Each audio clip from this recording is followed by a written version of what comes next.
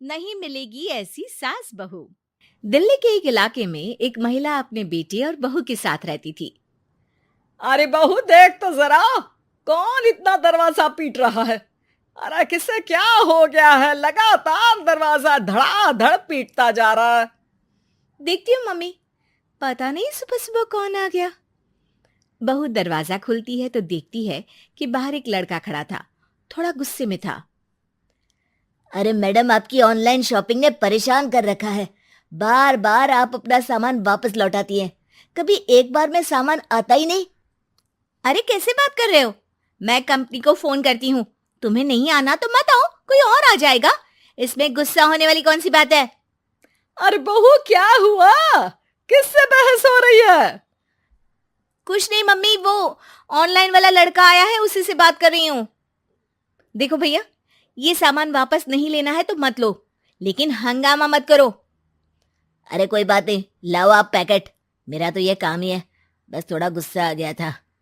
बहू अंदर जाती है और पैकेट लेकर बाहर आती है, लेकिन तब तक लड़का वापस जा चुका था। बहू को समझ में नहीं आया कि हुआ क्या। वो अंदर जाती है तो किचन में काम में लग जाती है। अरे बहू, तुम्हें ऑफिस नहीं जाना क्या? कितनी देर हो गई? किचन से आवाज आती है। जाना है, लेकिन इनका नाश्ता तो बना दूं।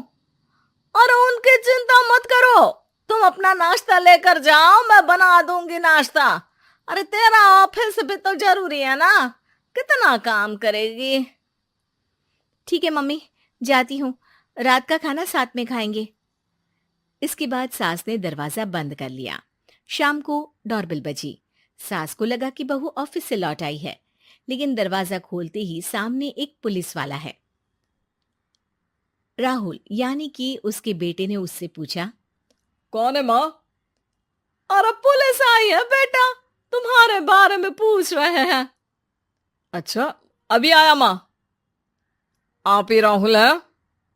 हाँ जी, मैं ही राहुल हूँ। आपकी पत्नी का नाम विनीता है? हाँ जी, लेकिन आप ये सब क्यों पूछ रहे हैं? और कहाँ है मेरी वाइफ? देखिए, परेशान मत होइए, आपको मेरे साथ चलना होगा, मैं आपको रास्ते में पूरी बात बताता हूँ। हाँ? मैं आपके साथ थाने क्यों चलूं? कोई क्रिमिनल थोड़ी ना हूं मैं। अरे मैं आपको थाने नहीं ले जाने आया हूं, बल्कि आपको मेरे साथ अस्पताल चलना है। राहुल परेशान होकर पूछता है। क्यों, क्या हुआ? देखिए, आपकी पत्नी का बड़ा एक्सीडेंट हो गया है और वो अस्पताल में भर्ती है। बस किसी तरह से आपका पता मिल सका, इसलिए हम आपको लेने आ गए। राहुल हड़बड़ी में माँ को बगैर बताए पुलिस वालों के साथ घर से निकल जाता है। सर, क्या हुआ मेरी पत्नी को? कुछ तो बताइए। देखिए, घबराइए मत, वो आईसीयू में है, अभी कुछ कहा नहीं जा सकता। कुछ देर में सभी अस्पताल पहुंचते हैं। डॉक्टर साहब, मेरी पत्नी ठीक तो हो जाएगी ना? कैसी हालत है उसकी? देखिए, अभी कुछ कहा नहीं जा सकता है। सिर में चोट है और खून बहुत बह चुका है। शायद खून की भी जरूरत पड़े। ठीक है, मैं खून देने को तैयार हूँ। ठीक है मिस्टर, लेकिन हमें सेम ग्रुप का ही खून चाहिए। अगर आपका मैच होगा तभी आपका खून काम आ सकेगा। जी ठीक है डॉक्टर साहब। तब तक राहुल की माँ भी अपने एक पड़ोसी के साथ अस्पताल पहुंच चुकी थी। अरे बेटा, क्या हुआ? बहुरी कैसी है? माँ, कुछ कहा नहीं जा सकता। अरे बेटा, परेशान मत हो। अरे बहू को कुछ नहीं होगा, वो दिल की बहुत अच्छी है। माँ बेटे बैठे हुए इंतजार कर रहे हैं। सर, आपका ब्लड मैच नहीं हो रहा है और ब्लड हमें अभी चाहिए। अरे बेटा, डॉक्टर साहब से बोलो ना मेरा ब्लड ले ले। अरे माँ, आपकी उम्र हो चुकी है, आपका खून कैसे ले सकते हैं? अरे बेटा, वो बहू कम मेरी बेटी ज्यादा है। उसने दिन रात एक करके इस घर को एक डोर में बांधा हुआ है। अगर वो डोर टूट गई ना, तो मैं अपने खून का क्या करूंगी?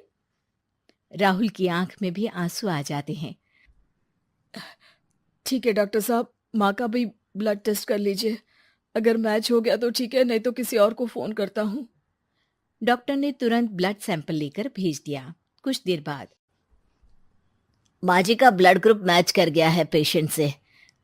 माँ जी तैयार है ना? माँ, क्या सोच रही हो? अरे बेटा, यही कि बहू की जिंदगी के लिए अगर अपनी जिंदगी भी दांव पर लगानी पड़े तो कम है। वो दिन रात हमारे लिए लगी रहती है। हाँ माँ, वो तो है। डॉक्टर साहब, माँ रेडी है, आप ब्लड ले लीजिए। बहू की जान बच गई और उसकी घर वापसी हो गई और एक नई शुरुआत भी। अरे विनीता, नाश्ता तैयार हो गया? जी हाँ, और मम्मी का भी। पहले मम्मी खा ले, उसके बाद हम खाएंगे। अरे तुम माँ की चमची हो क्या? राहुल, मेरी माँ के जाने के बाद उन्होंने ही मेरा माँ की तरह ख्याल रखा है, और उस रात उन्होंने खून नहीं दिया होता तो शायद आज मैं जिंदा भी नहीं होती। इतना तो माँ के लिए बनता ही है ना।